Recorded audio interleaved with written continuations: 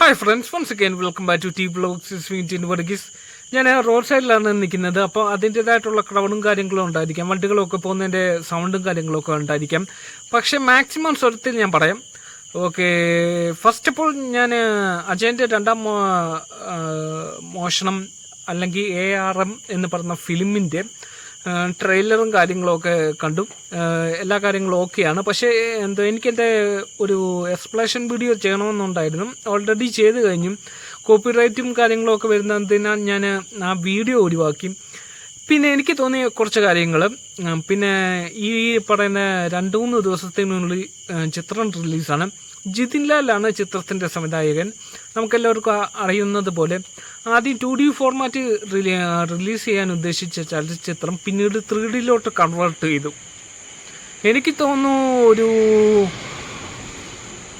ഞാൻ ഒരു മലയാളം ചലച്ചിത്രം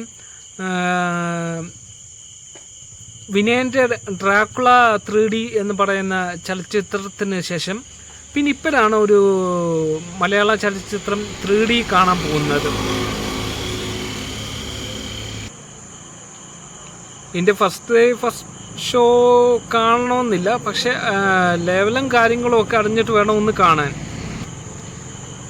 ഈ ചിത്രം തിയേറ്ററിൽ പരാജയമാണെങ്കിലും അല്ലെങ്കിലും ഞാൻ പോയി കാണും. കാരണം എന്താണെന്ന് പറഞ്ഞാൽ മലയാള സിനിമയെ വളർത്തുക എന്നുള്ളത് നമ്മുടെ ഒരു ലക്ഷ്യമാണ്. നമ്മുടെ ലക്ഷ്യം എന്നുള്ളതല്ല, കാരണം ഇത്രയ്ക്ക് ബഡ്ജറ്റ് ഏകദേശം 30-നും അപ്പുറം കണ്ട് ബഡ്ജറ്റ് ഇട്ടിട്ടാണ് അവർ ആ സിനിമ ചെയ്തേക്കുന്നത്. നിങ്ങൾക്ക് എല്ലാവർക്കും അറിയാവുന്നത് പോലെ തന്നെ ടോവിനോ തോമസ് ഏകദേശം 3 റോളുകളിലാണ് ഈ ചിത്രത്തിൽ വരുന്നത്. അതിൽ ബോഡിയിൽ വന്ന മാറ്റങ്ങളൊക്കെ ഒരുപാടാണ്. ഞാൻ ആദ്യം ഒരു പീരിയോഡിക്കൽ ഡ്രാമ ചലച്ചിത്രം എന്ന് പറയുന്ന പോലെ എന്നെ ആദ്യമായിട്ട് അതിശയിപ്പിച്ച ചലച്ചിത്രം അത് തിയേറ്ററിൽ കണ്ടുകൊണ്ടായിരിക്കും. പക്ഷേ ഉറുമി എന്ന് പറഞ്ഞ ചലച്ചിത്രമാണ്. അത് അന്ന് വാസ്കോ ഡ ഗാമ വന്നിറങ്ങുന്ന വിഷ്വലും കാര്യങ്ങളും ഒക്കെ എന്ന് പറഞ്ഞാൽ അന്ന് തിയേറ്ററിൽ പോയി എന്ന് കാണുന്നു. അന്ന് സാധാരണ മൊബൈലിലെ സന്തോഷിലാണ് ഞാൻ ആ ഫിലിം കണ്ടത്. പക്ഷെ അതിൻ്റെ 3Dയിലല്ലെങ്കിലും ആ വിഷ്വൽ ക്വാളിറ്റിയും കാര്യങ്ങളും ഒക്കെ എൻ്റെ പൊന്നോ വേറെ ലെവലായിരുന്നു. അന്ന് പക്ഷേ ഉറുമി തിയേറ്ററിൽ പോയി കണ്ടവർക്കറിയാം.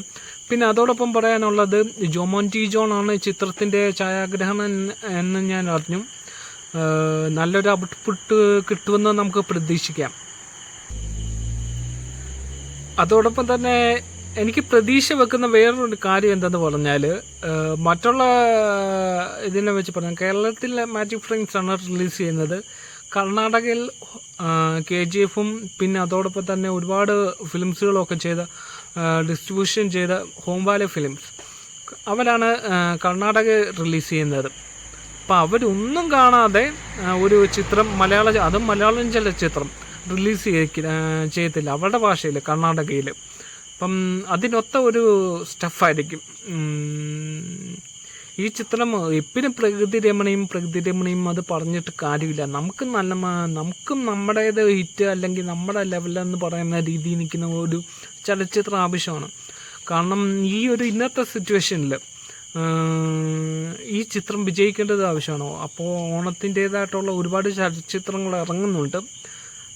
ഞാൻ സത്യം പറഞ്ഞാൽ അതെല്ലാം പോയി കാണും. ആക്ച്വലി ഞാനൊരു സിനിമാ പ്രേമിയാണ്. പക്ഷേ അതിലെല്ലാം ഉപരി ഞാൻ ഈ ഫിലിം പോയി കാണും. അത് ഈ ചിത്രം പരാജയമാണെങ്കിലും അല്ലെങ്കിലും. ഒരു കാര്യം ഉറപ്പിച്ച് പറഞ്ഞ് ഞാൻ നിർത്തുന്നു.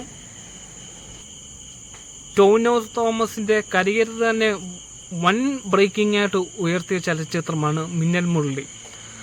പക്ഷേ അതിനുശേഷമുള്ള ഏറ്റവും വലിയൊരു ചലച്ചിത്രമായിരിക്കും, അല്ലെങ്കിൽ വേറൊരു ലെവലിലെ ചലച്ചിത്രമായിരിക്കും ഈ പറയുന്ന ARM അല്ലെങ്കിൽ അജയൻ്റെ രണ്ടാം മോഷണം. കീർത്തി ഷെട്ടിയാണ് നായിക. പക്ഷേ ആഗോളതലത്തിൽ അറിയാൻ വേണ്ടിയായിരിക്കാം അജയൻ്റെ രണ്ടാം മോഷണം എന്ന് പറയുന്ന പേര് മാറ്റിയിട്ട് ഷോർട്ട് നെയിം ആക്കിയിട്ട് ARM എന്നാക്കിയത്. അപ്പോൾ okay, meet in Varghese from T blogs.